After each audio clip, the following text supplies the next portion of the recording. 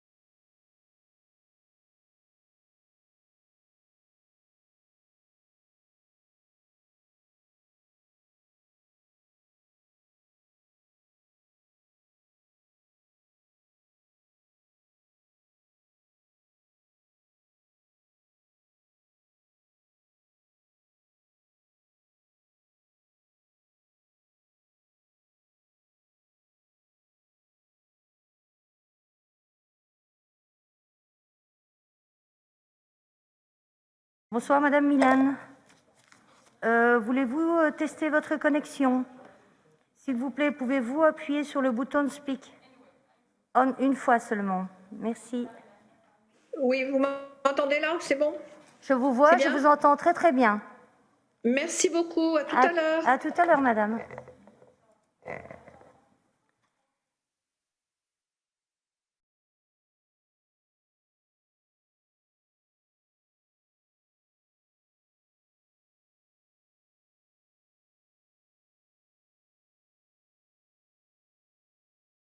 Onorevole Fiocchi, mi senta? Mi sento benissimo. Perfetto. Thank you very much. Thank Very you. nice. See you. Okay.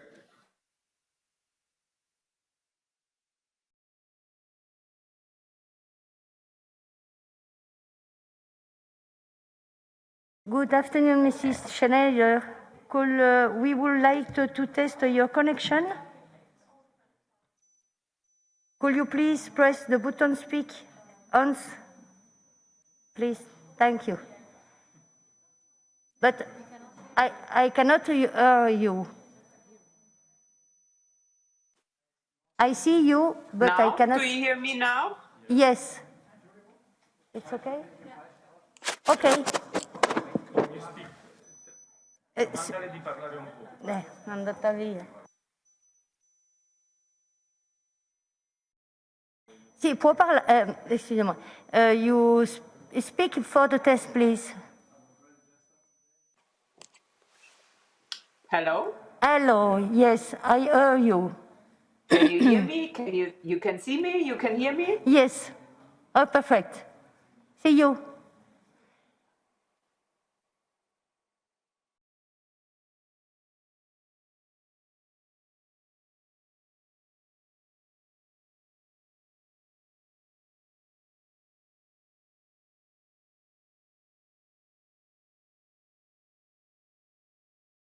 Buenas tardes, señor Rodríguez.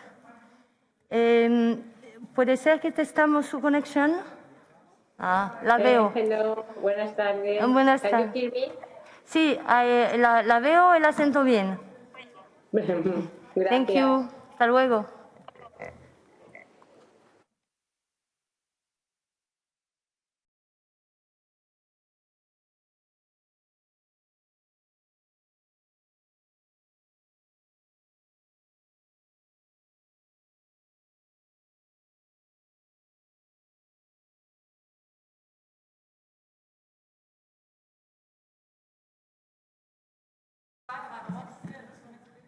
Hello. We are going to start again the ENVI meeting. So welcome to Frans Timmermans, Executive Vice President in charge of the Green Deal. The format of this meeting is the structured dialogue, so there is no specific topic. At least, actually, the topic is the Green Deal itself.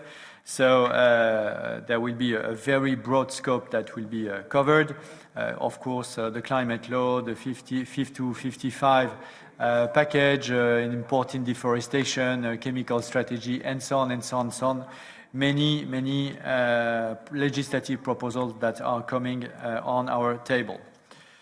The way we are going to get organized, it's the 10 minutes introductory statement by Frans, then the first round with the coordinators, and the second round with the already listed MEPs, and then a catch the eye. So don't hesitate to raise your hand for the catch the eye session. We will organize it. It will be 15 minutes maximum for the questions with the catch the eye. So I give now the floor to Frans Timmermans. Floor is yours, Frans.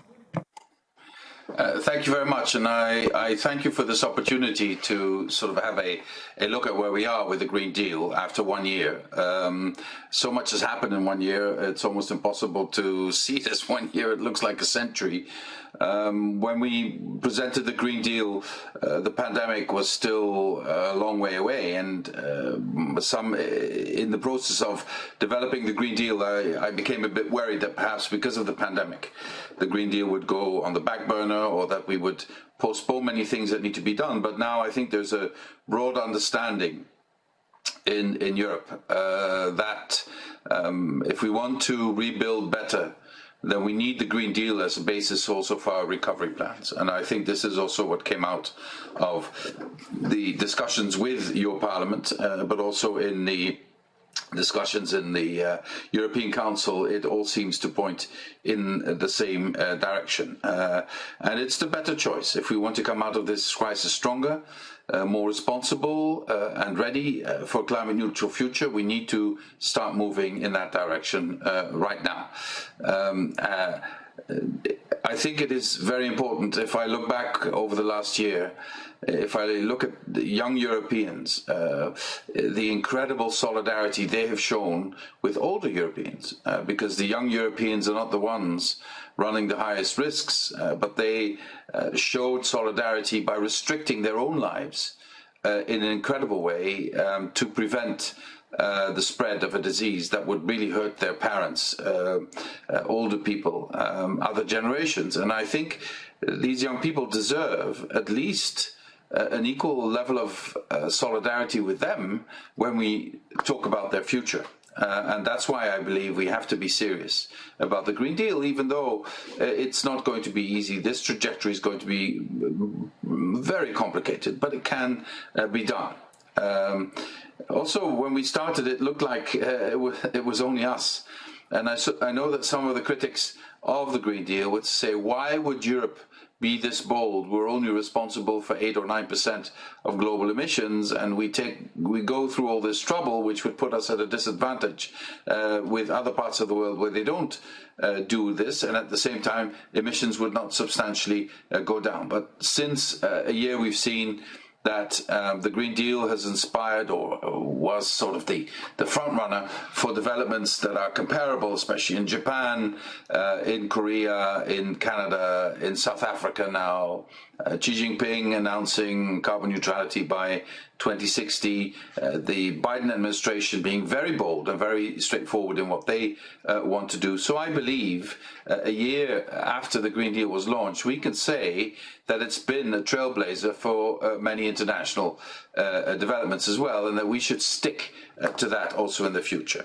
Our first deliverable should be the climate law, and I'm encouraged by the very good progress that was achieved in recent weeks. As you know, this is the law of laws. If we set our goal to become climate neutral by 2050 to binding legislation, we're setting a North Star for society, investors, and the whole Green Deal can be framed in that law.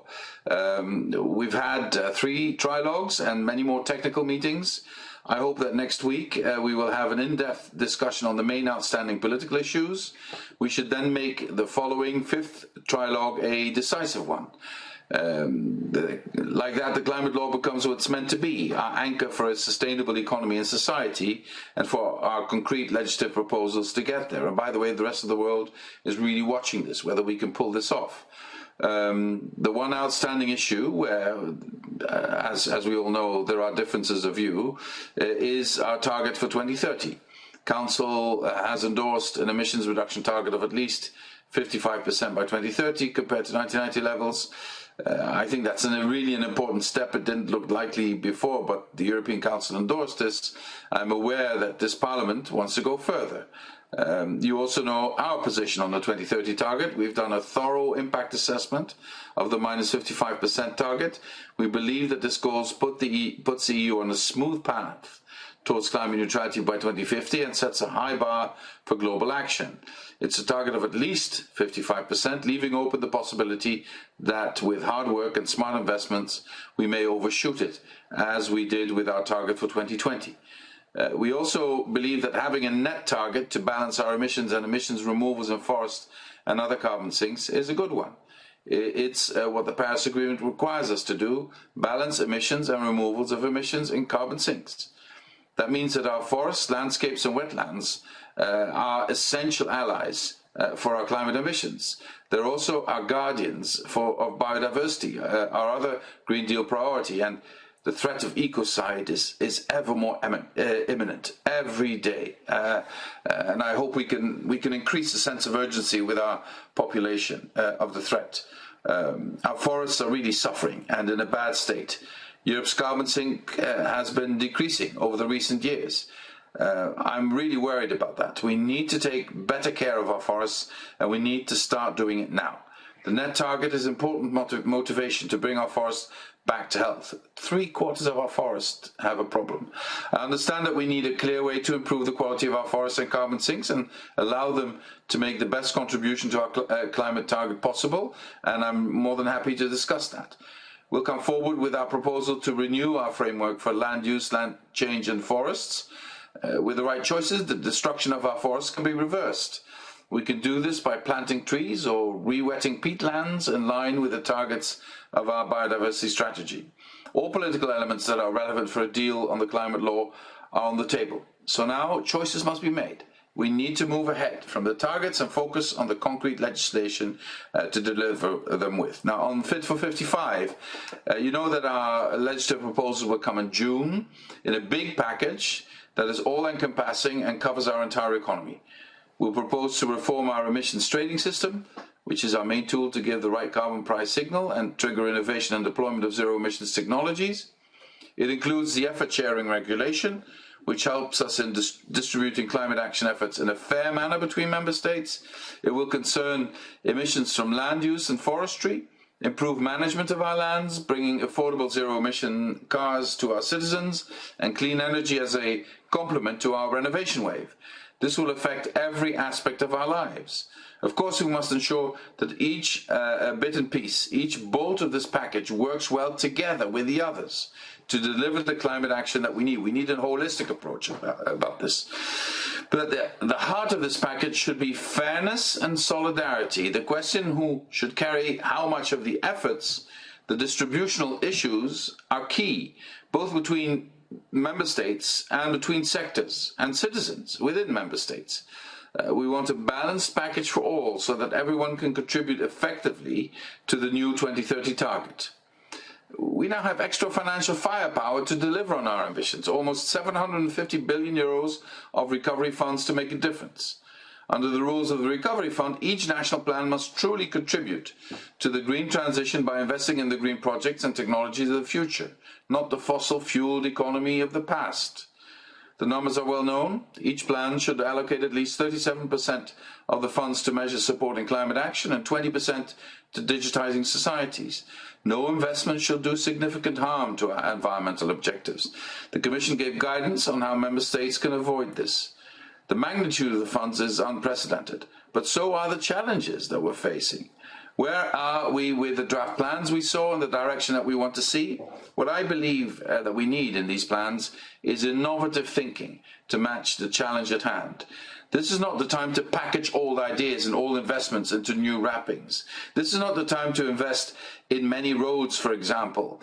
This is the time to gear our systems towards clean energy, modern mobility, linking public transport with electric mobility and cycling. This is also not the time to have a narrow national focus, but work with a European dimension to deliver, and especially concentrate also on cross-border projects. Think linking energy projects into pan-European grids for the energy systems of tomorrow, cross-border railway links for our carbon neutral future. Obviously, designing quality plans for a green recovery is a challenge during a pandemic. To get the right ambition, early dialogue with the member state is crucial. We're doing this on a daily basis, and I hope Parliament can support us in this. So, honourable members, we need to build a society that meets the needs of future generations. This is the year to put words into action. This is the year to give our one-year-old Green Deal steady feet to walk on, because I honestly believe that we have this unique opportunity, and if we, in our mandate, our 5-year mandate, miss the opportunity, if we don't put the train on the rails and get it going, then I think this opportunity will not come back. That is how heavy I see our collective responsibility. We have no time to waste. Thank you. Thank you, and also thank you for being very disciplined with your slot of 10 minutes. So we will start the first round of questions, and please, if the coordinators could at the maximum stick to the 3 minutes each, I will have to be quite strict, otherwise we won't have time for a proper catch the eye. So I start with Peter Liese from the EPP.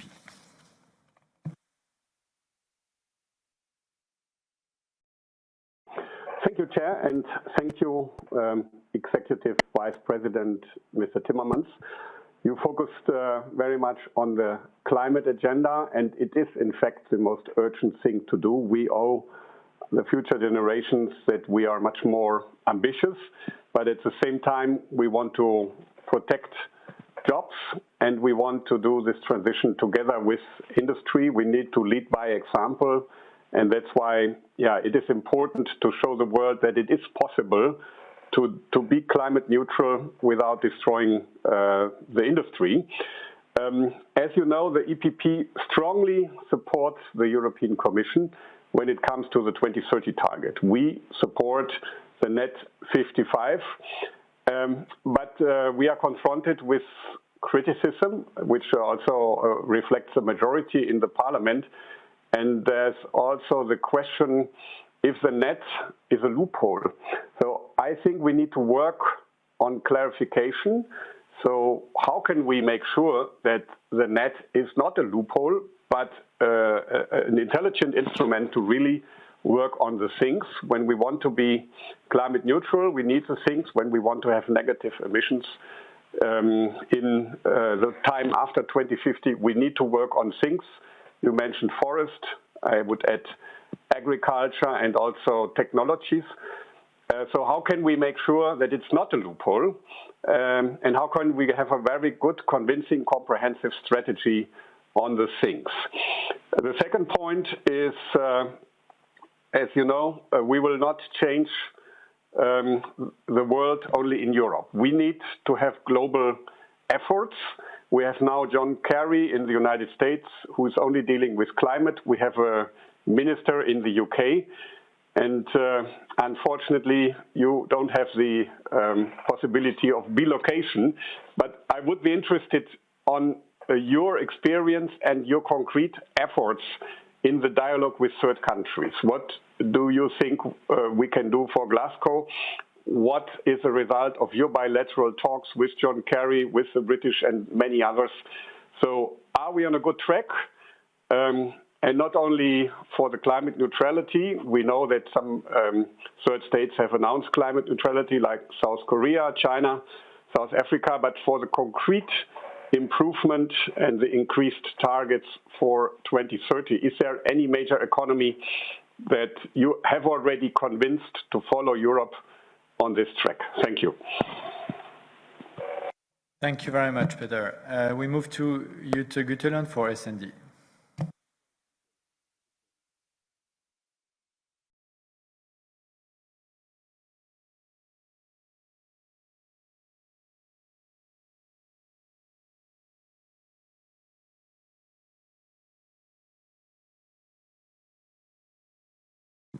Can you please press the speak button once? Thank you. Thank you. I had a whole speech here before I understood that you didn't hear me. Thank you, Chair, and thank you, Executive Vice President Timmermans, for joining us here today. My first question relates to the ongoing work of the European climate law, of course. I chair and welcome the Commission's effort to ensure that this overarching framework will be finalized before the June package, and I think you know that this is what the European Parliament would like too. One of the central elements of the climate law is, of course, as you mentioned yourself, the interlinked strengthening of the EU climate target for 2030. And we have different negotiation points, as you say, from the institutions. I must say that we have serious doubt about the nature of the Commission's proposed net target for 2030, as you also heard Peter Liese point out. The Commission's own impact assessment makes clear that there is in fact no certainty how big this will be and what the reduction will be for 2030 with this net approach. So it could be under the 55, at least 55%, couldn't it? I would like to hear your view on that.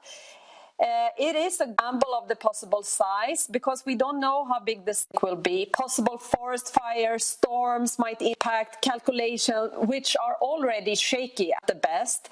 So I would like to hear, do you agree the net target concept is not precise in terms of the actual emission reduction target to be required? And this could in fact be a loophole undermining your own 55% at least and the climate effort of the European Union. You rightly point out that the EU must do more to protect its national sinks, but surely another better solution, wouldn't it be to have a separate EU target for sinks without undermining the climate reduction target?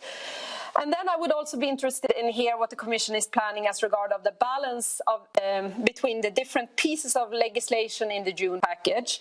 Can you confirm that you will maintain the national emission reduction target as part of the effort sharing regulation, or do you intend to change this current approach?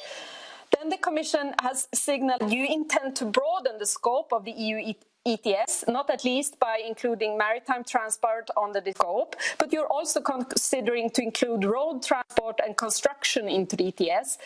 Whilst the S&D group welcomes the introduction of the maritime transport, as you know, to the ETS, we cannot say the same for the road transport. There is a strong contrast between these two transport modalities, where we are currently do not have any emission reduction targets for shipping. We actually already have in place efficient CO2 standards for road transport.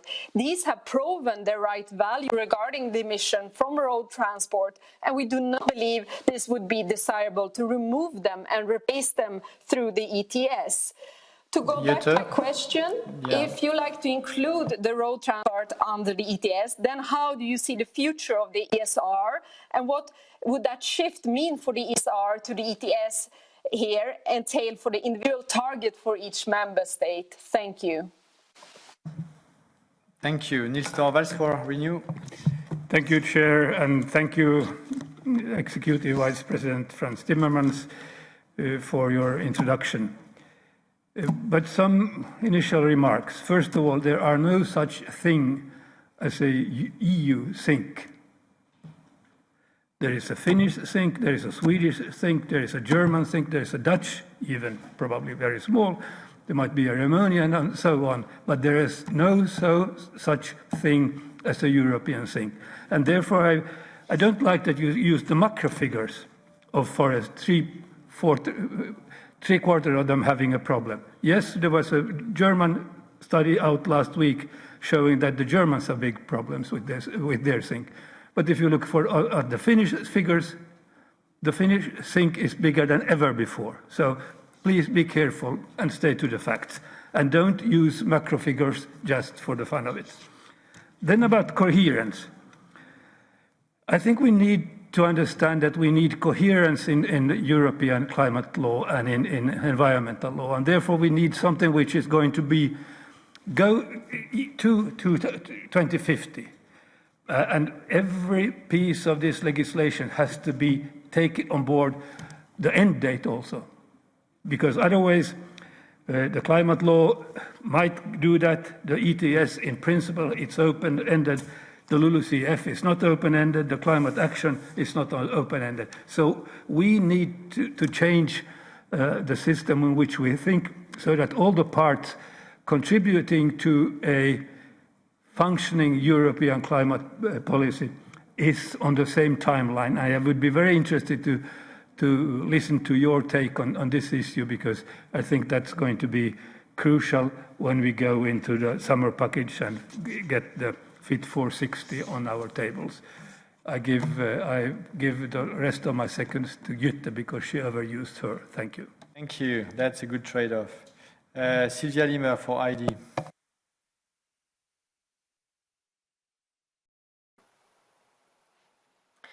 Ja, vielen Dank auch an Herrn Timmermans für. Thank you very much to Mr. Timmermans for his statement on the Green Deal. Let me get straight in. Since 1920, global fatalities down to extreme weather conditions fell by 96%, and 45 million deaths per year.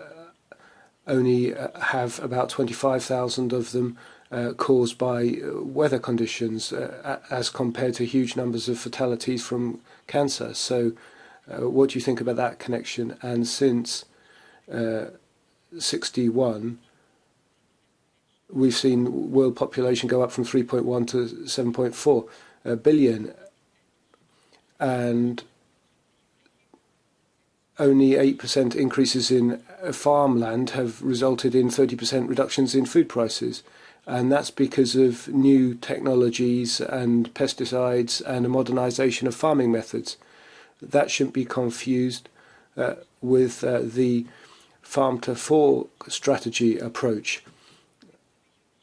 They're talking about going back to mechanical farming and smaller yields per hectare with a simultaneous reduction in farmland available. And then, of course, for any forthcoming natural disasters.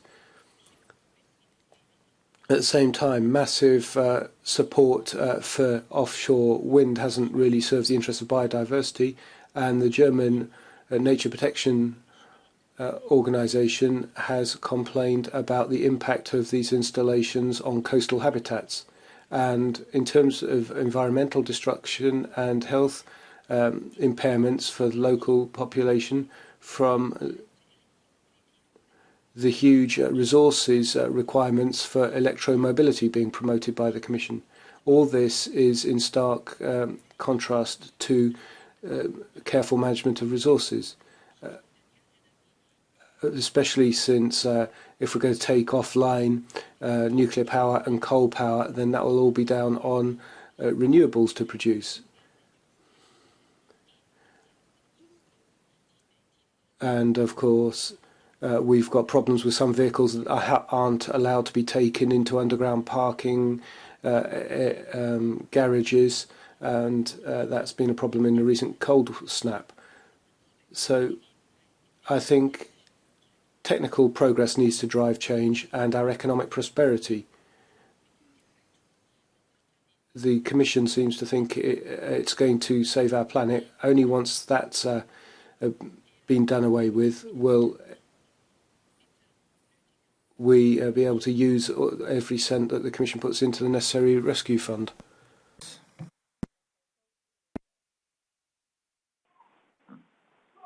Thank you very much, and welcome again, Frans Timmermans.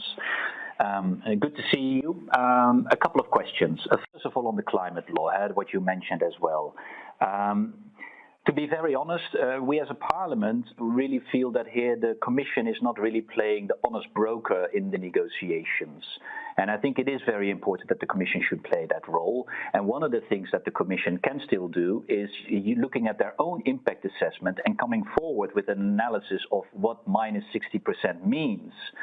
The impact assessment has not done that, but the possibilities are there because you have not included all the more ambitious scenarios, for example, on transport and other sectoral policies. So the Commission has deliberately not went into the possibilities of going to minus 60%. And I think for the negotiations, it's going to be very important that the Commission also provides information on the minus 60 because the Parliament is demanding that. And we have our own studies indicating what a benefit it is if you do minus 60. So here really the Commission should take a step and coming forward with an analysis. And I would love to hear your reaction on that. On the Fit for 55 package, which we call indeed a Fit for 60 or Fit for 1.5 degrees package, one of the big discussions is going to be indeed about the architecture around ETS and the idea of the Commission to maybe include more sectors into it. I think there's a lot to be said on that, certainly if you go into transport and buildings, but certainly also the social dimension of doing that and really that there will be a social problem when you are including those sectors in, are until now a bit underestimated to my feeling. It is also undermining sectoral policies later on. I know that the Commission is intending to come up with a package, but of course the moment you have released that, all the other institutions, including this Parliament, will tear it into pieces and will also treat it like that. So this coherence will be very difficult to keep. And if you start putting it all in ETS, there will be a huge pressure to dilute and weaken the sectoral policies, where we already have a big question to the Commission for CO2 standards for cars. We need a zero emission standard. Maybe not, you don't like phase out of a combustion engine, but at least a CO2 zero emission standard will be becoming very important. And we know that many car manufacturers like Volvo, Ford are already saying we will have a zero emission by 2030. So this is going to be, is the Commission with its proposal for zero emission, is it going to be with the front runners or with the laggards? And I sincerely hope the Commission will be with the front runners, and that means zero emission by 2030. And please focus on those sectoral policies and let's not get lost in overcomplicating ETS with a social dimension. So also there we would love to hear your comments, and that would be my 3 minutes. You are very disciplined, very good. Alexander Vandroa for ECR. Thank you, Pascal. My dear Frans, before I raise my question, I would just come back to what Peter Liese has already raised, and that's the relationship with the third countries. On February 26th, so last year, UNFCCC published its initial NDC report measuring the progress of national climate action plans ahead of Glasgow. And this report reveals that only 3 NDCs have actually raised their level of ambition, the EU, UK, and Argentina. So that makes approximately 11% of the global emissions. So, this Chinese walk promises are nowhere to be in the UN papers.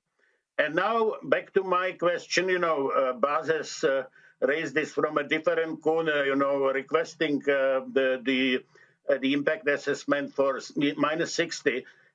We, the European Parliament, have our research service, and in December 2020, last year, published an appraisal of the Commission's impact assessment that accompanied the communication on stepping up Europe's 2030 climate ambition. And this evaluation of Bible of your Bible identified four major weaknesses. First, the acknowledgement that the cost of energy transition will place an unfair share of the burden on the low-income citizen. Secondly, a recognition that more data is needed on how the new target will impact the international competitiveness of the EU firms. Thirdly, an inherent bias against coal-dependent Central and Eastern European countries in the key modeling results, which are aggregated for EU 27 instead of each individual member states. And then finally, a failure to satisfactorily take into account the impact of COVID-19 crisis. So to put it now short, how you would respond to our electorate, to those serious weaknesses not identified by Wondra, but by EP Research Service. So thank you very much. Thank you, and Sylvia Modig for the left. Thank you, Chair. Thank you, Mr. Timmermans, for being us for your presentation. I must say I admire your verbal skills. You do give a good speech. And listening to you without knowing the facts, one might think that the European climate work is doing well, the level of ambition is on the right level, and things are progressing very well. Unfortunately, being one of the shadows in the climate law, I know that this is not the case. The Green Deal, I do, of course, support it. It has its biggest strength is the holistic approach it has. And to be honest, the climate law is the single most important part of it, because it sets the ambition and it sets the framework within everything else must comply. So, 2030 target being a net target. Why do you want to make this target not precise, hard to count, hard to measure, hard to monitor? How do you feel about Jutte's idea of having two different targets? The things are important, but that mixing it in this target is not wise. You are just creating a problem and a possible loophole. When we talk about the things, of course, they are a key part of the work, but we must also talk about the quality of the forests, not only the quantity. If we only talk about tons of carbon sinks, we forget the biodiversity. As Niels pointed out, yes, the Finnish forests are strong in sinks and they are growing, but in biodiversity, they are doing worst almost in all of Europe. So it has, we must also remember the biodiversity and not only talk about the tons. The Fit for 55, it seems like you are doing everything you can for painting a picture that it is the only possibility. Even your own assessment says that as a net target, it's not 55, it's several percents less the real reduction in emissions. So when will you stop talking about Fit for 55? Because that's not what you're proposing. You are proposing a much lower figure, and this is a big problem. My question is, how will you make sure that the forests are used in a way that also protects biodiversity, as the biodiversity strategy, very well written, is not binding in any sense? How will you make sure that the big contradiction in all the climate work, agriculture, is finally included in the work? The CAP reform, it was a failure, and it does not support for the transitions for the farmers. And on ETS, Bas already covered that, so that will be my questions. And you see, Pascal, you have trained us well. I was in time. That's brilliant. I don't want to name and shame Jutta, but she was the only one not being disciplined enough to stay within the 3 minutes. So we move now back to Frans Timmermans for 10 minutes. Well, thank you very much. And before I go into some concrete questions, I have to say many of the comments and questions preempt discussions we still have to have. There's many issues where we're still doing a lot of internal work that I'm not at liberty to share the full extent of that work because we haven't drawn conclusions yet on parts of the Fit for 55 as well as on ETS, etc. But I've taken good note of the comments and will certainly take them into consideration when doing all this work, especially the issue of the effects on social justice of what we may do. This is something I can guarantee you that I know full well that the Green Deal will fail if it has as effect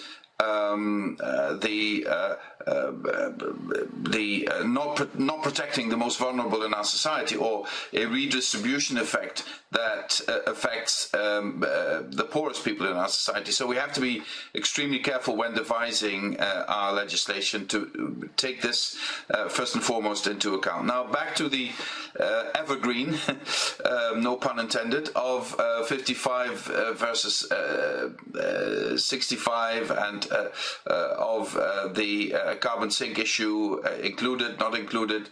The IPCC's 1.5 degrees report actually states that globally net CO2 emissions need to decline by 45% between 2010 and 2030, reaching carbon neutrality by around 2050, and net zero emissions by around 2070. That includes CO2 removal, including by land use. For Europe, our impact assessment showed that achieving 55% net greenhouse gas emissions cut by 2030 compared to 1990 is in line with typical global scenarios achieving 1.5 degrees centigrade pathways, and even outperforming them by 2050. Climate neutrality by 2050 is more ambitious than what the majority of models used for the IPCC would require Europe to contribute. The assertion that 55% reduction target is not enough mainly stems from the 2019 UNEP gap report, which shows that global emissions must drop 7.6% between 2020 and 2030 to align with a 1.5 degrees pathway. If this strictly and simply applied to the EU, this would mean just over 65% of reductions by 2030. However, this ignores the fact that the EU had already reduced net emissions by around 25% by 2019, while the rest of the world saw an increase of emissions by 60%. We believe this to be a fair target, also taking account of our historic responsibilities as EU. So as for the renewable energy target and the energy efficiency target, the greenhouse gas emission target cannot be reached with absolute precision. This is not mathematical precision. An at least target is a transparent way to tell our citizens that we will not stop our efforts if we reach the 55% target earlier in the decade, since we pursue the goal of reaching climate neutrality. That approach is also in line with the Paris Agreement, and of course working on this way, we could come back to the issue whenever we believe changes would be necessary. So now on the net reduction target and the risk of a loophole. The overall aim of the Paris Agreement is also to achieve a balance between anthropogenic emissions by sources and removals by sinks of greenhouse gases in the second half of the century. It simply means defining the 2030 target by comparing the 2030 net level of emissions and removals in the EU with the 1990 net level of emissions and removals. This metric of total net greenhouse gas emissions and removals measures by how much the EU increases the amount of greenhouse gases in the atmosphere each year. This value has to become zero by 2050. That's what climate neutrality is. The current energy and climate targets would reduce emissions by around, as I said, by around 45%, as I said, excluding land use emissions and absorptions. Pursuing these policies beyond 2030 would lead to greenhouse gas reductions close to 60% in 2050 compared to 1990, which is clearly insufficient. So the analysis shows that the COVID crisis, despite affecting economic activity, notably in the coming years, will not change significantly the expected evolution of greenhouse gas emissions by 2030 and beyond. So I have to say, I don't see the real risk of a loophole, and I think taking this approach is acceptable and is also in line with international commitments and with the way it is being calculated internationally. Now, why don't we assess for impact minus 60? Because, first of all, because of what I just said, I think we're taking our fair share with minus 55, and I think the impact assessment shows that quite clearly. And secondly, this is what we agreed. We would impact a target of minus 50 to minus 55, and we ended up with at least minus 55. I think that's the reality of it, and I don't see a reason why we should be impacting, assessing for impact anything else than that. And you know, again, and I reiterate, this is not exact science. There are imponderables and there are things that could change along the way, and we will have to have the room to adapt when we see that things don't pan out the way we expected them to be. Now, on the issue of my global efforts, I have now had, I think, 4 or 5 calls with John Kerry. We will be seeing each other very soon again. We are trying to align as much as we can our efforts because, of course, we have some serious advantages because of working already a year on this. My discussions are indeed on what the NDC would be, what the best pathway is to get the world to leave coal, how we approach the issue of a carbon border adjustment mechanism and what the ideas in the United States are about that, how they are going to organize their energy transition policies, how they see their relationship with the outside world, and how we can devise a pathway leading to Glasgow that would maximize a chance of success. So using all the interim meetings, the G7, G20, the General Assembly, the summit President Biden will be organizing in April. So we're coordinating very closely all of these things, and we will continue to do that. There is a lot of appetite in the United States to look at what we've been doing, to learn from us, and there's also a lot of appetite to jointly reach out to partners. We will discuss how we best approach and incorporate other partners that have the same goals and the same ambitions, such as Japan. I'm myself talking to the Japanese government a lot to see to what extent we can create a strategic alliance here and on what issues we agree and what we disagree. There are high-level contacts that I have also with the Chinese government to see how the commitment to carbon neutrality by 2060 by President Xi Jinping translated to the 5-year program, etc., and where we would see the priorities, how we could have a discussion with the Chinese about their plans to invest in carbon in coal-powered power generation in third countries, etc. All these things are a subject of a discussion I'm having with them. We are reaching out to India because India will also have to play a constructive and important role leading up to Glasgow. Of course, I'm in very frequent contact with Alok Sharma, who will be the president of the COP26 in Glasgow. I will be seeing again very soon in the next couple of weeks. I think we should be reaching out also to other major players, to countries like Indonesia, to South Africa, obviously, to Nigeria. We will have to look in a holistic way at how we develop our relationship with Brazil, also leading into the summit. In other words, this is a very active field at this point. It is exciting because so many countries have joined our efforts in the last year. That looked very differently a year ago, and I believe we can really make some strides forward in that context. Now, what will and will not be under the ETS is still a matter of study in the Commission, but I can share with you that the concerns and complications that were signalled by you today to me are very much the concerns and considerations we are taking on board when discussing how or when, to what extent to extend the ETS, what other measures can be taken. We can't put all our eggs into one ETS basket. We have to look at all the elements of the Fit for 55 plan, etc. Now, I think for me personally, it is very difficult to start a discussion with someone like Ms. Limo, who starts with purely climate denial. I didn't think people would still be on that page of climate denial.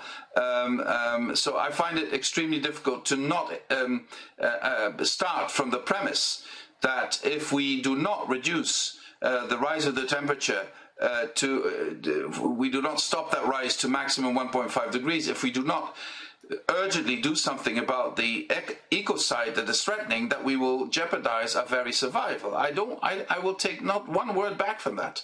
And I think 99% of the scientific community worldwide is on the same line.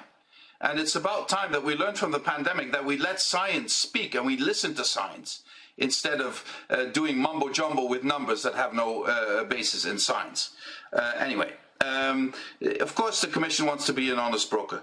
I don't believe we need being an honest broker means taking over the position of one of the parties. We stick to our own position. Being an honest broker in a trilogue doesn't mean that you give up your position as Commission. If I say this in the negotiations on the CAP and get your support, I'm sure you could also give me your support when I say this when in the negotiations on the climate law.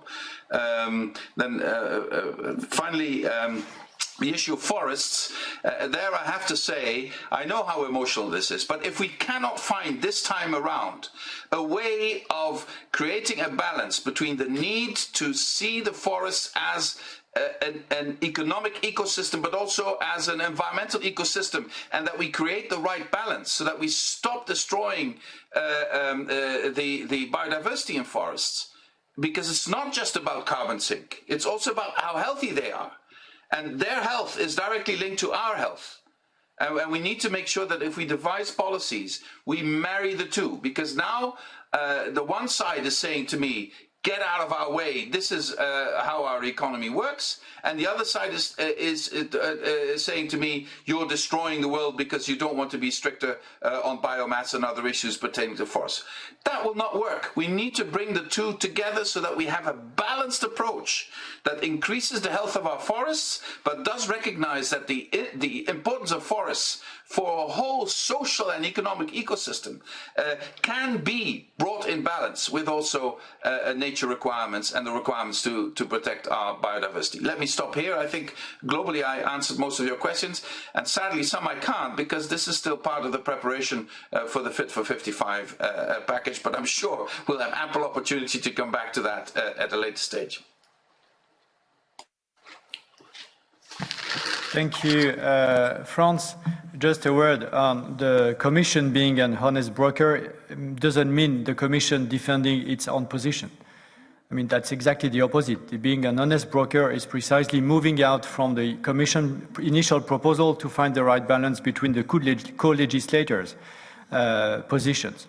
So I know that the DG Climat is on exactly on the line of what you are saying, and that's exactly what we criticize, what Jutta criticized and the other shadow criticized during the climate law negotiations, and you have to know that.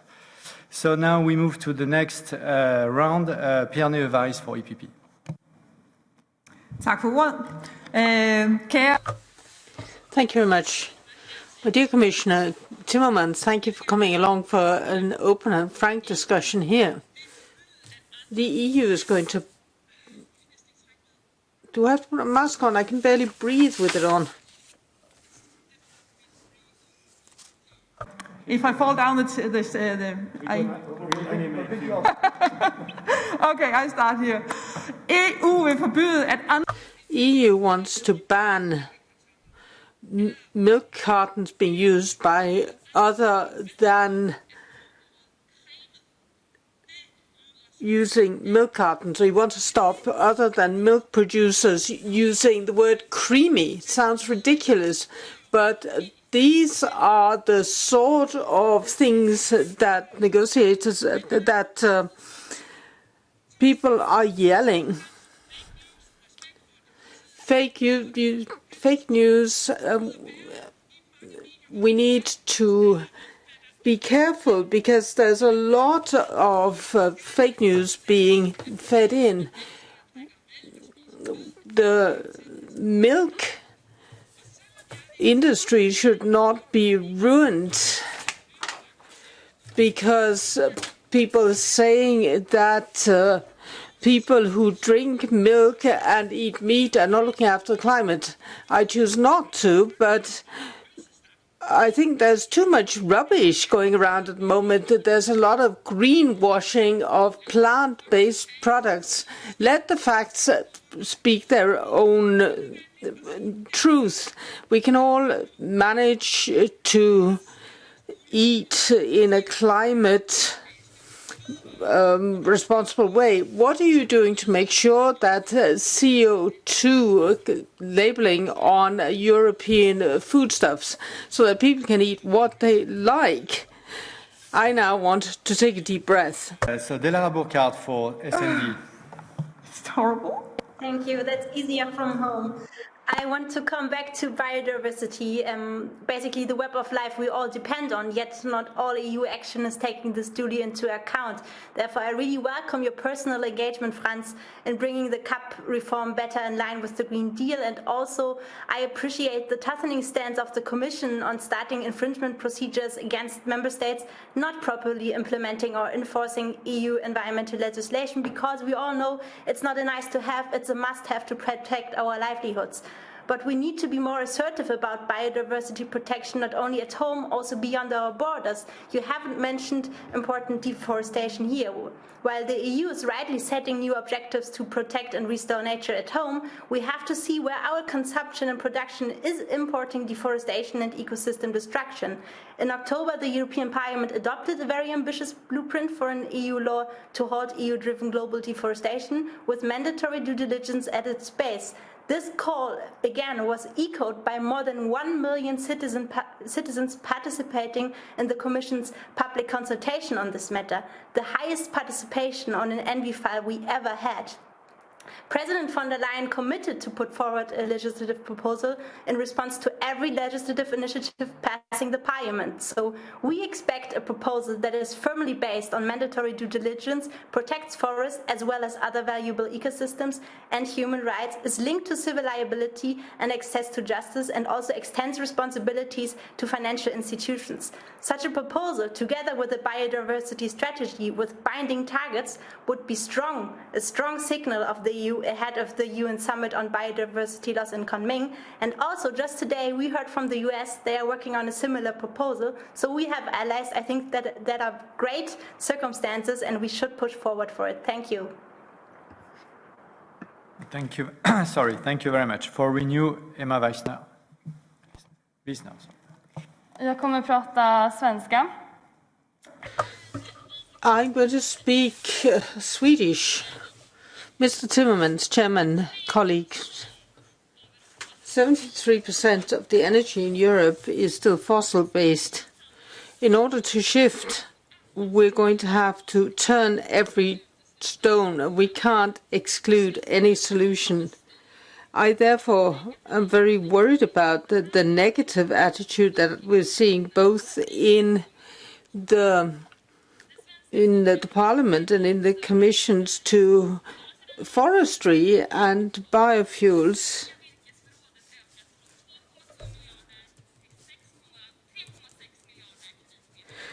We've never had as much forest. Since 1992, we've gone from 2.7 billion to 3.6 billion cubic meters. So we can't say that the forest is dying off. We also use forestry and wood for buildings, furniture, and so on and so forth. Forest is going to be critical in order to achieve the goals. We have 330,000 private forest owners in Sweden, and they protect forestry. 30%, if we say that 30% of the forest has to be strictly protected, is going to have a very negative impact on the climate and all those people who live from forestry. So what would you say, Commissioner, to the 330,000 forest owners who followed the Swedish legislation for protecting forest and who are now being told that they're looking after the forest? And can we really throw out bioeconomy? Can we afford to? Heidi and Joël Mélan.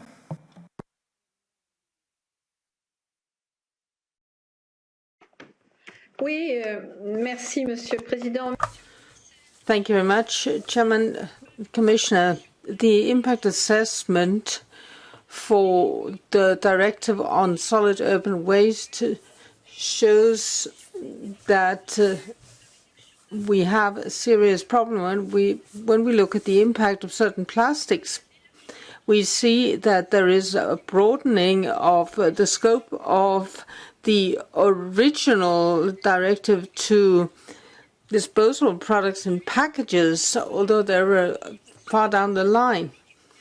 This ensures growth and well-being because of significant investments which show complete use of renewable forest products.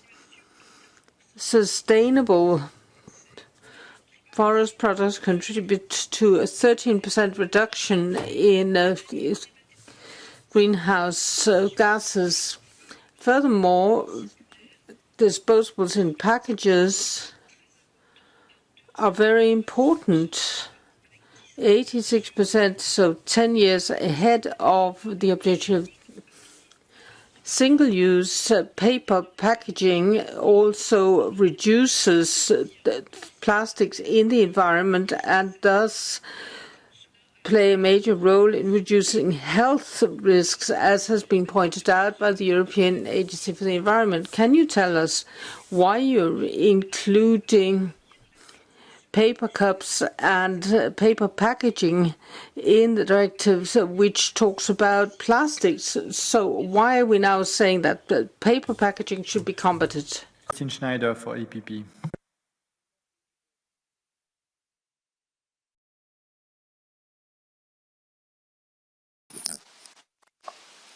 Ja, vielen Dank, Herr Vorsitzender. Vielen Dank, Herr. Thank you very much. Thank you, Vice President. Central to achieving the climate goals is sustainability. I'd like to know how you're going to define sustainability. Are we talking about a purely CO2-oriented value? What conditions would be considered when we look at sustainability of a product, which is essential in order to handle resources responsibly? For example, if we're looking at the CO2 emissions, then regionally produced fruit and vegetables might end up with a worse CO2 value than what's been flown in from abroad.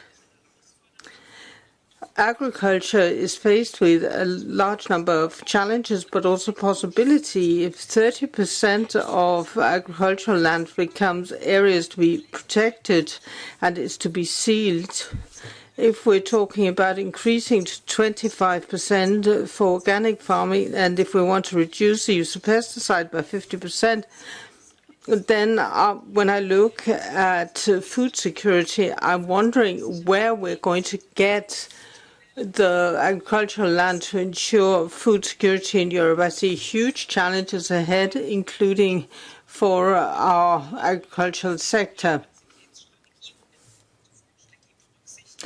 We need to take account of them in the biodiversity strategy and in the farm to fork strategy, but how can we guarantee that they'll be competitive? Mohamed Shaim.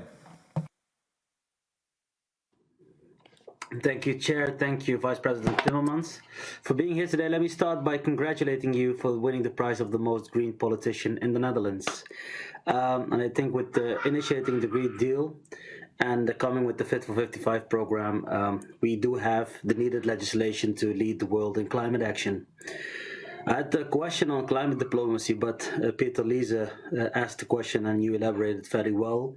Good to hear that there have been many talks with John Kerry, that you're talking about the NDCs, the best pathway towards climate neutrality. I'm very pleased to hear that. I think today or yesterday, Antonio Guterres asked to kick off the negotiations for the COP26 virtually.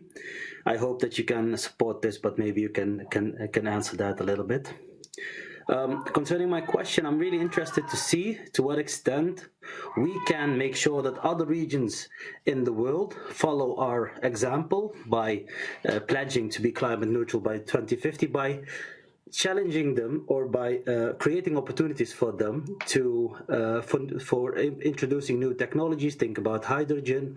We know that Africa has great potential when it comes to sustainable energy. So and we've seen the 2 times 40 gigawatt project of the Commission. can we expect many of these type of projects where we collaborate with other regions in the world and where we can enable them, help them change or share knowledge to make sure that they also step on the train of climate neutrality? Thank you very much. Thank you. We move to the Greens. Eleonora Evi.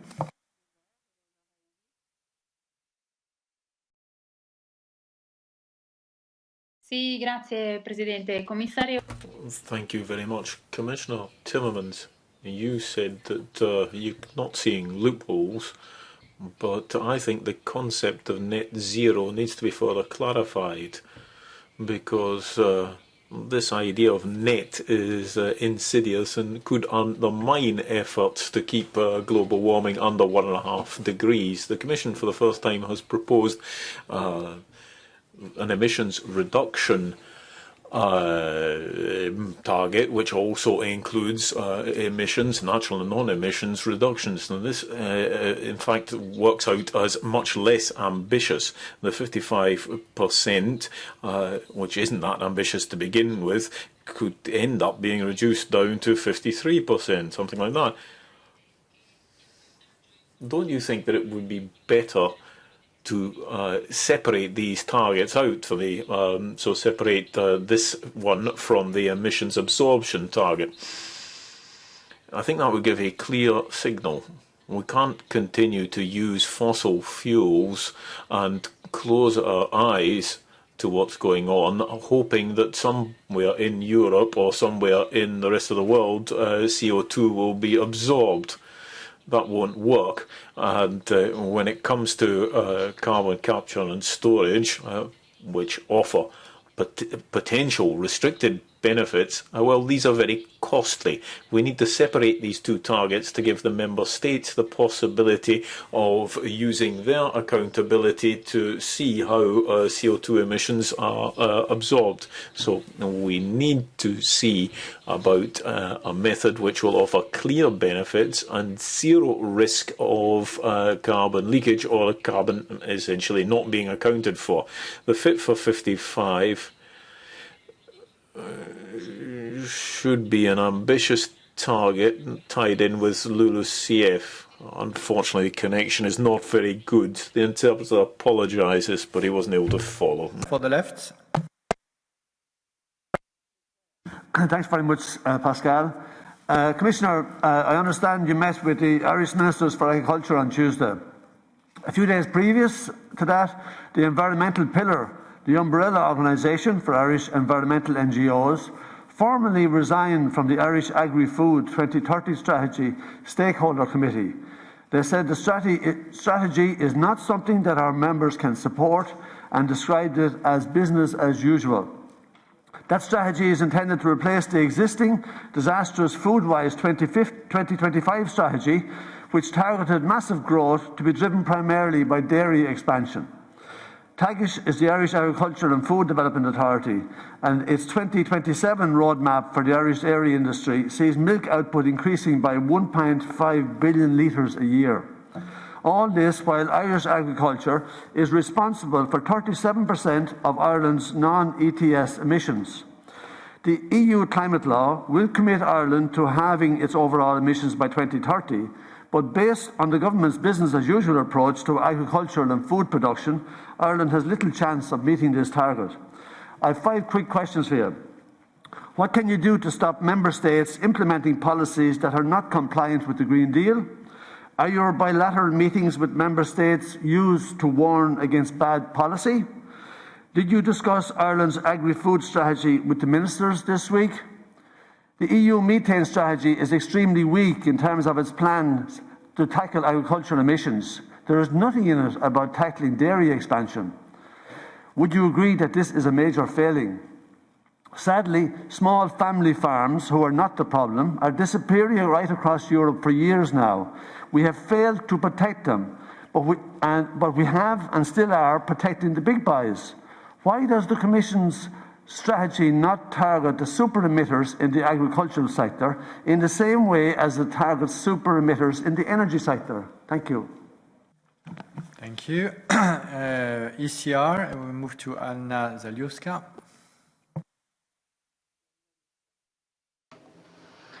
Panie Przewodniczący, Panie Komisarzu, dziękuję za dzisiejsze spotkanie.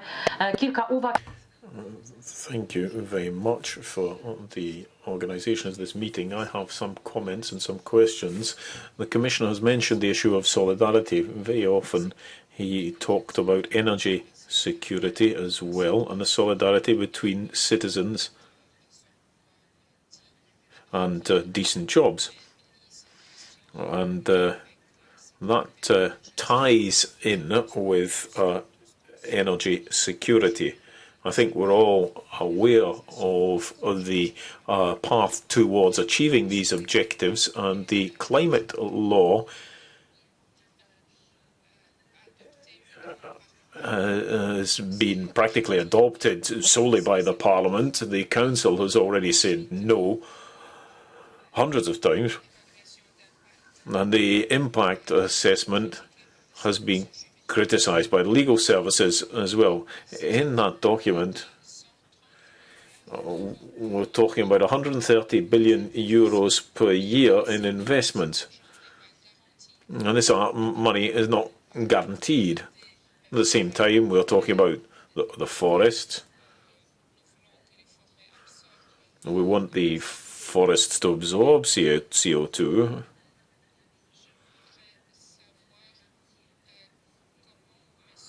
But I'd like to know how Mr. Timmermans sees the North Stream project. So that's the gas pipeline, or the Russian-German gas pipeline. What do you think of that in this context? There's a whole series of ambitions and plans tied in with the climate law.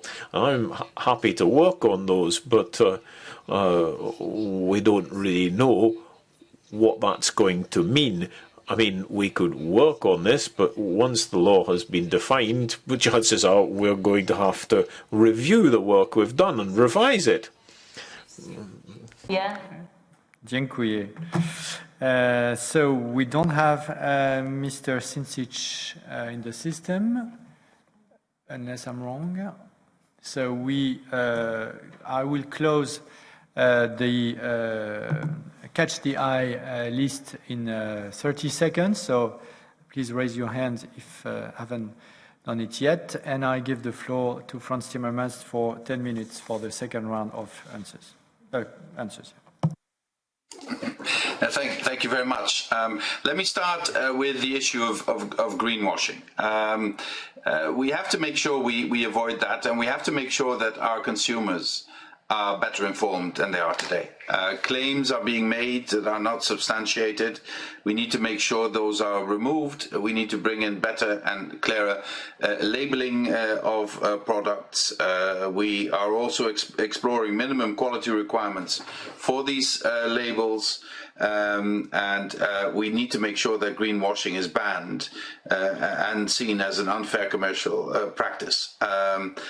Now that is on the products. Now on the issue of the forests, because many of you raised it, you know that the one of the public consultations that has been the most popular ever, the second most popular ever, 1.2 million people, was on the issue of deforestation. This is something that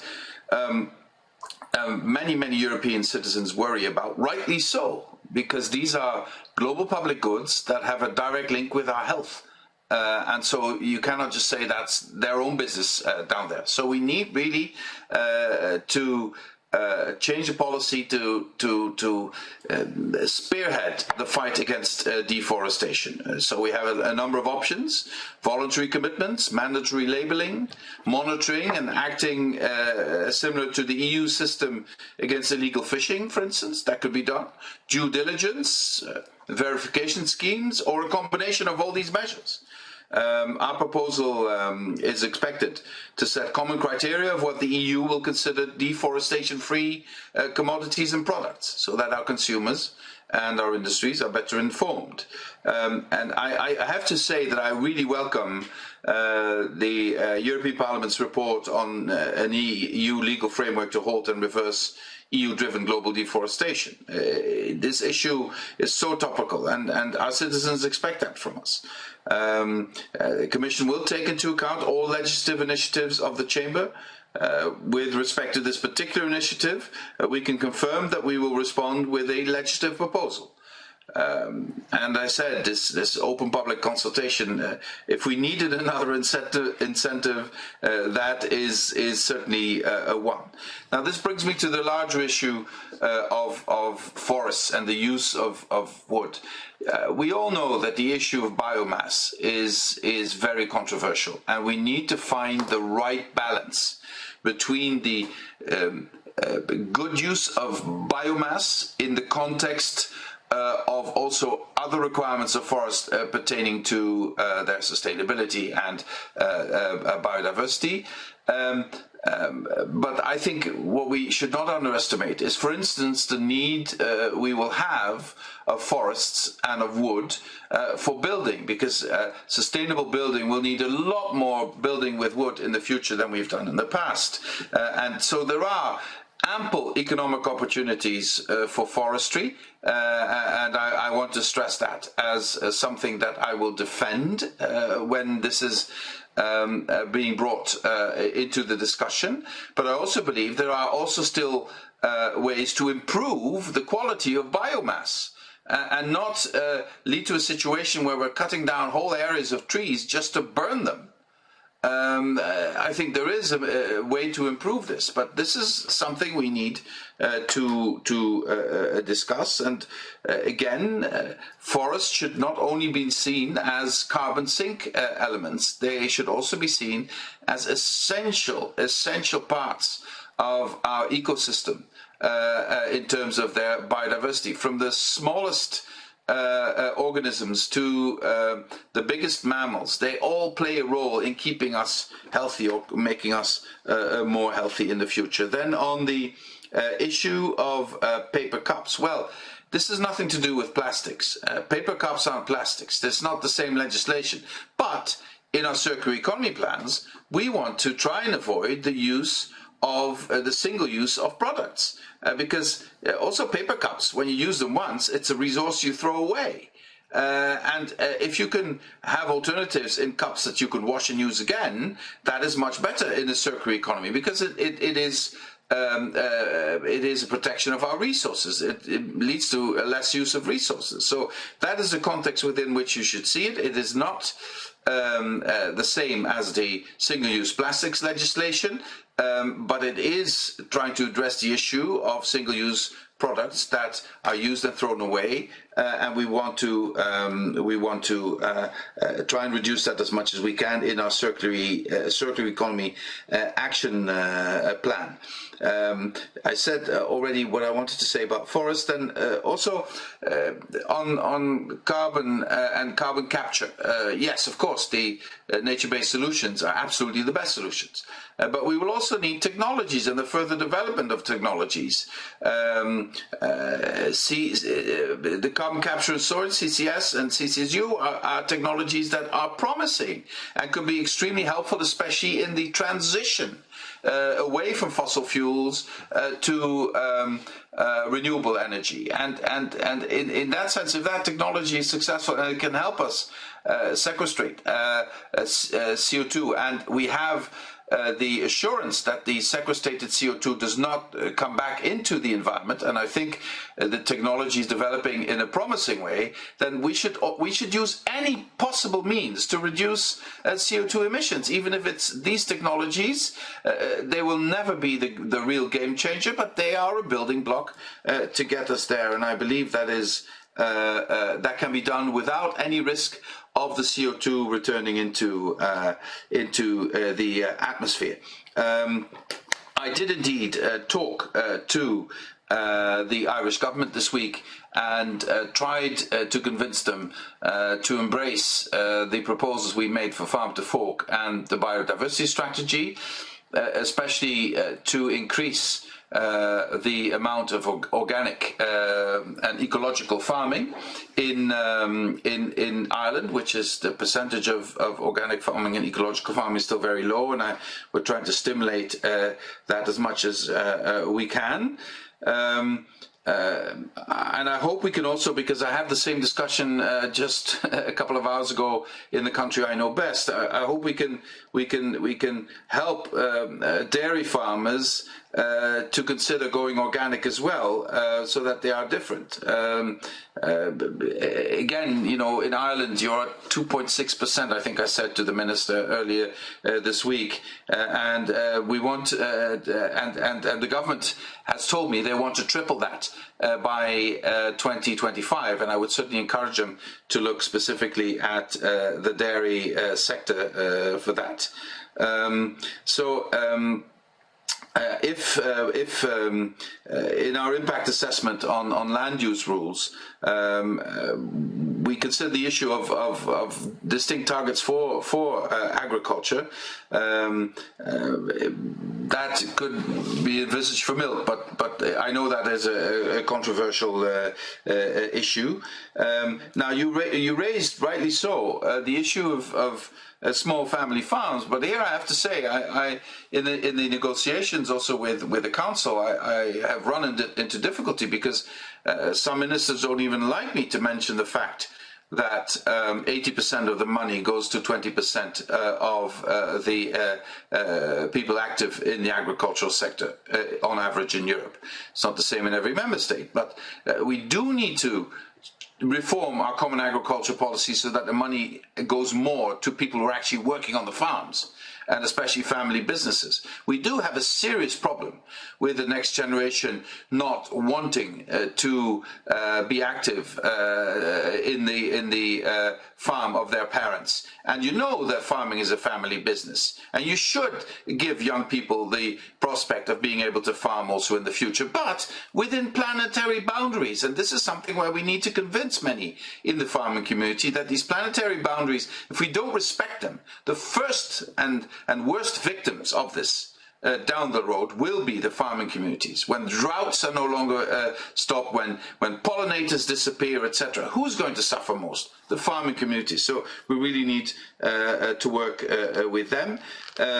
Energy security, yes. Of course, that is a huge issue. The transition in some member states from coal to renewables will need a transitional energy carrier, which is probably going to be natural gas.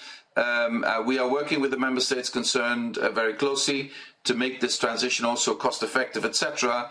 If you see how much money we could lose, society could lose, taxpayers could lose, if instead of having a plan to exit out of coal, there is only a plan to continue subsidizing coal that already has no economic viability, then I believe we still have a long way to go to convince people that there's a win-win-win situation if we change track and actually use the potential of the Just Transition Fund and of Next Generation EU and other financial means that there are to make this transition happen rather sooner than later. Yes, you know, what is the problem with it?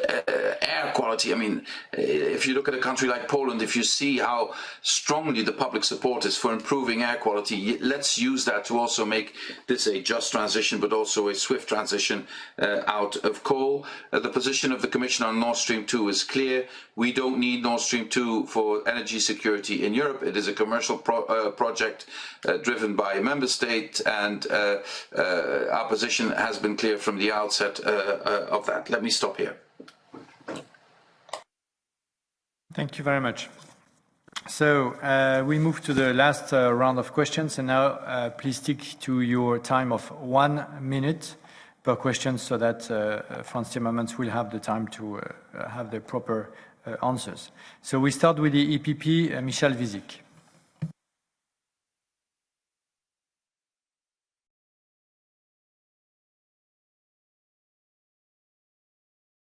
You can press the speak button once. Thank you. Okay, now you hear me. Okay. Thank you, Pascal, and thank you, Executive Vice President Timmermans, for being with us today. I really enjoyed to hear from you that forests are our allies in many crises we face today, despite the unfavorable state we have put them to.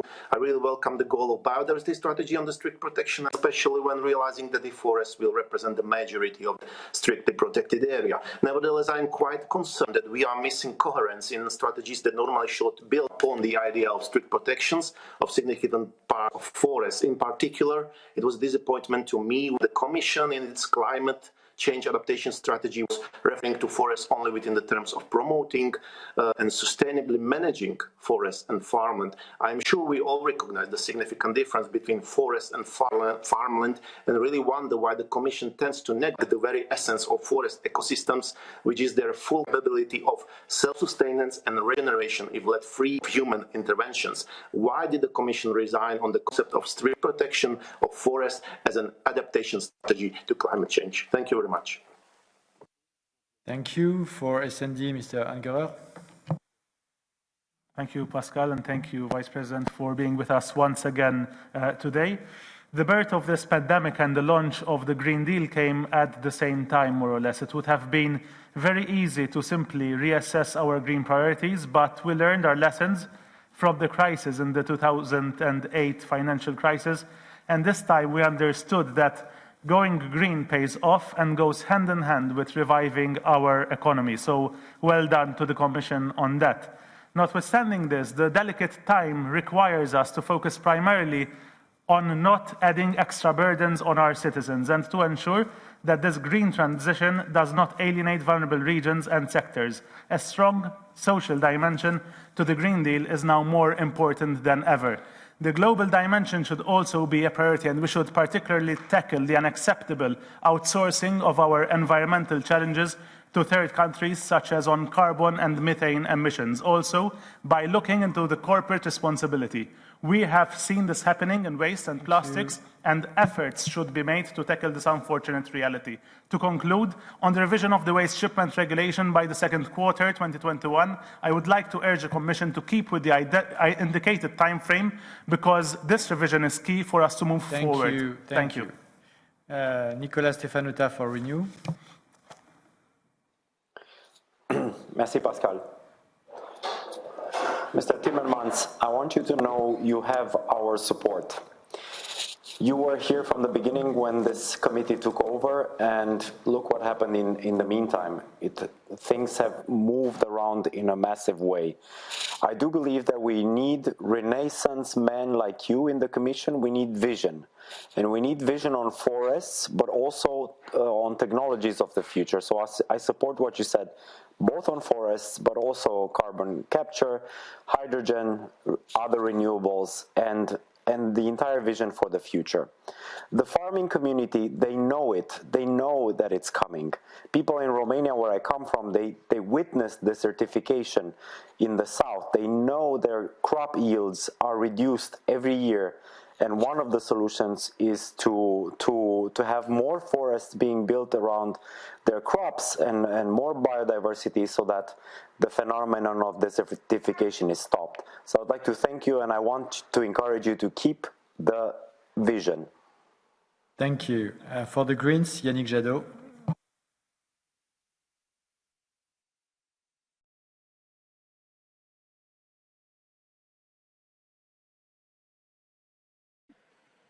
Merci. Merci, Monsieur le Vice-président. Ma question porte... Thank you, Vice President. I wanted to talk about border adjustment for carbon. You know about the very critical ECA report on the ETS system and how it fights climate change, particularly in the context of the border adjustment tax. The idea of twofold protection of businesses and compatibility with the World Trade Organization is in question. Can you reassure us about the position of the European Commission, precisely when a border adjustment mechanism for carbon is to be put in place that might rapidly lead to an end of free quotas? And to our colleague in the EPP, we negotiated in all committees, including the ENVI committee, on compromises that respected free quota, and I'm extremely surprised, not to say annoyed, that the EPP at the time of the plenary vote is challenging all the compromises that have been achieved on this topic. Thank you. We move to ECR, Pietro Fiocchi.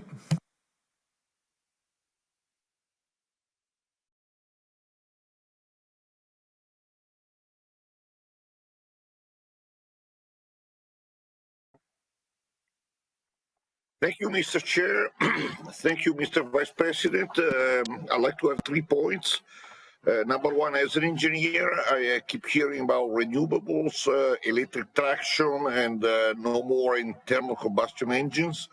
But at the same time, the European agency ECA is putting limitation on the European industry regarding using of nickel, cobalt, lead, lithium, and so on. So basically killing the production of batteries, electric batteries in this country, in this continent. Is this a coordinated effort? This is my question. Second point, as an entrepreneur, with all the reserves going to revive the economy killed by the COVID-19, are we sure we have the money and the luxury to go full out on the Green Deal? And last, the forest should be seen as a renewable resources. Can you comment on this? Thank you very much. Thank you. For the left, Petros Kokalis.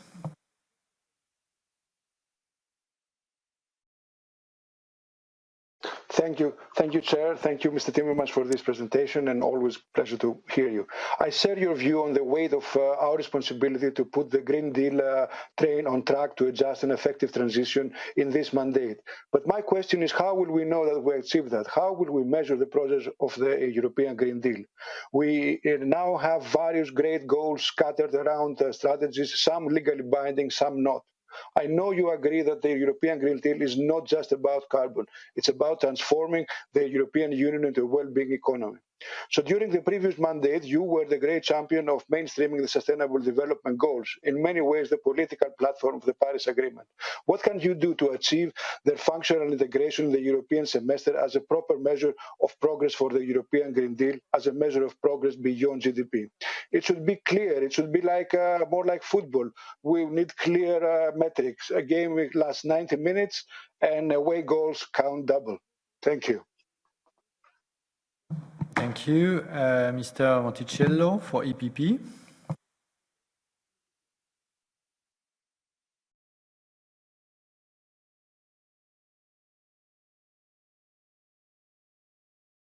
Please press the speak button. Thank you.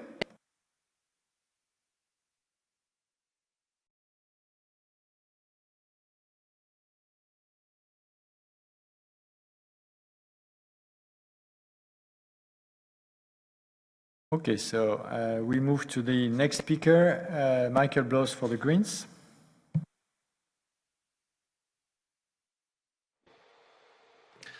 Yes, thank you very much, Chair, and hello, Mr. Timmermans. You said we agreed on the climate target. I was thinking I do not hear correct. We in the Parliament agreed on 60% as our climate target. We as democratically elected representatives. And you are ignoring this. You are ignoring this when you are making your calculations for the Fit for 55 package, and you are ignoring this in the climate law negotiations. So today we have a study. It says with 60%, we have even more jobs, 1 million more jobs, 1.8% more growth with 60%. So when do you start taking into account the position of one of the co-legislators and make your calculations on the 60% and also help us in the climate law trilogue to move to something that goes into our direction. Thank you very much. Thank you. Still for the Greens, Grace O'Sullivan. Thank you, Chair, and thank you, Mr. Timmermans. The European Green Deal rightly commits to leaving no one behind, and in the transition to climate neutrality, this commitment fits very well with the EU 2050 vision for citizens to live well within the planetary boundaries. But to do this, we need rapid and far-reaching systemic change, including a transition to a new economic model. Mr. Timmermans, would you agree with me that an exclusive focus on GDP growth as a measure for progress has led us to severe inequalities and environmental chaos in both Europe and across the globe? And would you agree that the post-COVID recovery must be based on a more comprehensive model of progress and that we cannot go back to business as usual?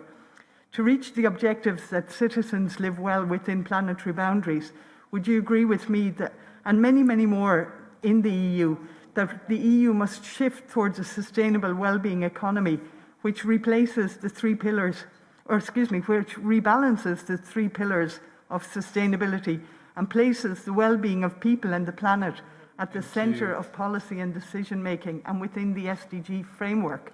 And finally, would you agree we must establish indicators to measure progress beyond GDP?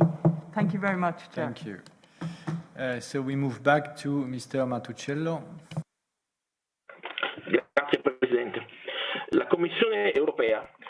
Thank you, President. The Commission recently received an impact assessment.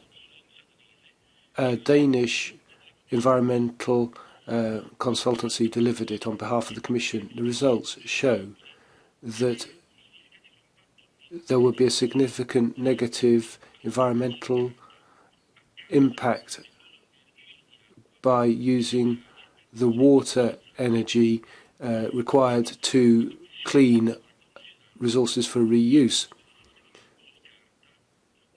And reuse of paper and a reduction in the use of plastics is also problematic. Commissioner, how can it be that measures are proposed that are in contradiction to the carbon neutral Green Deal goals? Thank you. Sorry, and the last question will be from Jutta Paulus for the Greens. Merci, Pascal. Thank you very much, Mr. Timmermans, for being with us. My first question is, European Parliament has voted on a position on ETS for maritime transport last September within the MRV file. Will you take this position on board in the Commission's ETS proposal, taking into account the promise by Ms. von der Leyen at the beginning of her mandate to listen to Parliament's proposal? My second question, the guidelines of state aid for environmental protection and energy are an intra-ECOM issue without parliamentary participation. In my opinion, it is of utmost importance that these guidelines are designed in a way that support of renewable energy and environmental issues is facilitated. How do you want to make sure that we do not lose any more time and public participation due to disproportionate competition requirements like auctions for renewable energy? And thirdly, Mick Wallace has already addressed the methane issue. I would like to know whether you plan to take methane inside the ETS at some time and when. Thanks a lot.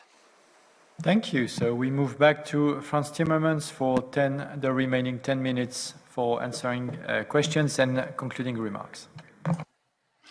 Thank you very much.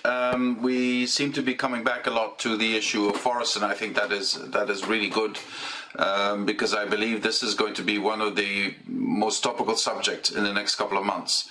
How we devise a balanced forest strategy that is forward-looking and at the same time takes into account the different interests that vary not just from member state to member state, but also from region to region.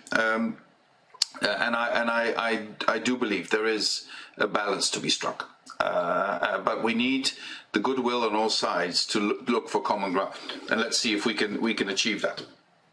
Secondly, the issue of third countries is extremely important. I also believe the issue of looking at value chains across continents, looking at production methods across continents, addressing the issue of corporate responsibility, also in terms of sustainability, should become more important. there is a growing awareness in other countries. I referred to already my talks with John Kerry and others about this, but it's not just there. It's also in emerging economies. There is more and more interest for this. The talks we're having and the contacts we're having with countries in Africa, not just South Africa, but also in the North African region, both on the energy mix, both on reducing carbon footprint, both on being part of global developments, I find very promising and could bring, if you look at issues such as hydrogen, but not just that, it could bring really good results for both sides. But we need to move fast. We have no time to lose, and also if we show this level of cooperation and willingness to work, it also creates a better possibility to reach an agreement at the COP26 in Glasgow. And in this context, we have to be true to our word in terms of the support we've promised to the developing world for their needs of adaptation and mitigation of the consequences of climate change. And I think we need to be working on that as well. We need to understand that whatever activity we will develop in the future needs to be within planetary boundaries, and this includes feeding 10 billion people in the future in a way that doesn't kill our nature. And for that we need huge levels of innovation in agriculture. We need broadband in every rural area in Europe. We need the latest technologies, also in terms of digitization, remote sensing, the use of digital instruments, precision agriculture, etc., to help our farming communities. And at the same time, we need to help farming communities look beyond simple farming.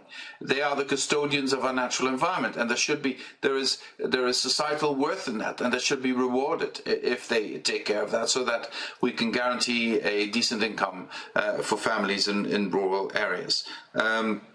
The issue of the free allowances under ETS, of course there is a direct link between carbon border adjustment mechanisms and free allowances. And we're in the process of looking how we should address this, given the fact that we are now studying precisely which kind of which sector would need carbon border adjustment, and how you would then apply that in such a way that you make it compatible with WTO rules. And also this is a subject we are discussing with some of our partners, some because they fear it, carbon border adjustment, some because they're interested because they might want to create a similar system, and some who are actively pursuing contacts with us to see what they need to do for us to not apply carbon border adjustment mechanism in relationship to parts of their industry and their production. So and let me reiterate, of course there is a direct link between introducing CBAM and reducing or even eliminating free allowances. To Mr. Fiocchi, I would say I would not be that negative about batteries. We just had a meeting, my colleague Maros Šefčovič and Thierry Breton just had an elaborate meeting with interested parties in Europe, industrial parties in Europe, on the battery strategy, and it's looking extremely promising. And we will have to concentrate our efforts in skilling and reskilling people to work there, because they will have a shortage of people working in that industry because it's growing so quickly, and Europe is quickly increasing its resilience there, and making sure that we provide the batteries that will be needed, not just for mobility but also in other areas. So I'm actually quite upbeat about what's happening in that area. And when you say, you know, COVID we should bring back our economy and not concentrate on the Green Deal. If we make the mistake we made in the past and bring back the economy of the past, the only thing we will have done for our children is to leave them with unsupportable levels of debt, because the industry of the past does not have a future. We are in the middle of an industrial revolution. We need to invest in helping industry move to the future. And fortunately, industry agrees with us on this. The private sector is driving this much faster than I would have thought a couple of years ago. So we're on the same page. The economy will only be resilient and rebuilt if we do it in a sustainable way, in the future way, not just incorporating our climate goals, but also incorporating the industrial revolution that is happening. And the difficulty here will be to take people along in this transition. Any tectonic transition in human history turned out to be extremely difficult. And there are many, many ways you can get it wrong. And if we get it wrong, it's the weakest and the poorest people in society who will pay the highest price. So we cannot afford to get it wrong. We need to do it in a social way. We have the means now.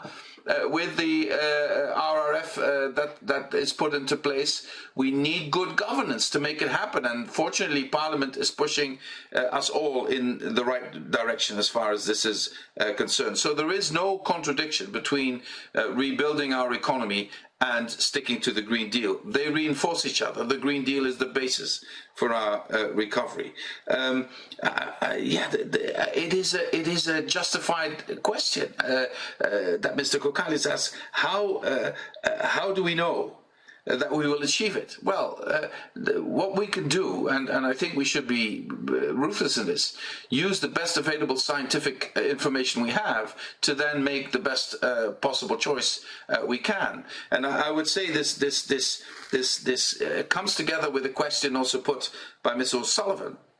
How do we define happiness? How do we define well-being? How do we define a content society? That will no longer be just on the basis of the growth of your GDP. That will be on the basis of social. How is the divide in society? How do you create bridges in society? How do you prevent a chasm between rural areas and cosmopolitan areas? How do you prevent a chasm between generations, between people with higher education and lower education? That is also part of how we have to restructure our society. And that is a different way of looking at GDP, looking at value. Because I honestly believe that if we want to make the changes we need to change, we need to convince my generation, and can I say to some of you, our generation, that we have to have a vision that looks beyond our lifespan. You know, we're planting trees not with the expectation that we ourselves will sit in the shadow, but perhaps our children and grandchildren.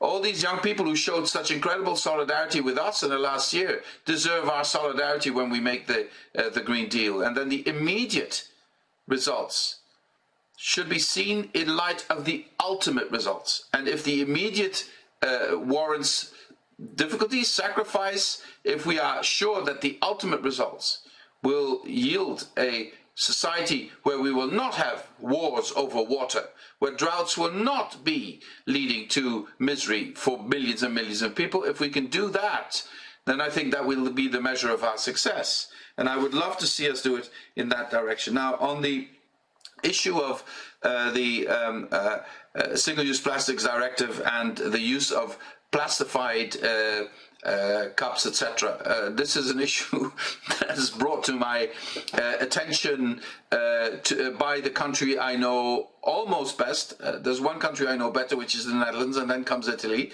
And I know this is an issue. This will be scrutinized in the impact assessment with great precision. And I believe we have to remove these plastics out of the environment, and there are perfect alternatives for this, but I also understand the industrial implications. So we're looking at this with great care. I would also like to say to Mr. Bloss, before I forget, I'm not ignoring your position, I just don't agree with it. Don't I have the right not to agree with it? I think I do. Does that mean, you know, and the funny thing is, the same argument is used when I talk about the cap reform, and when you applaud me for being critical, then some of those who approach me, who saying that's a democratic decision, the Commission should shut up. That's not how the treaties work. Of course we want to be an honest broker, and I don't want to be any misunderstanding between us.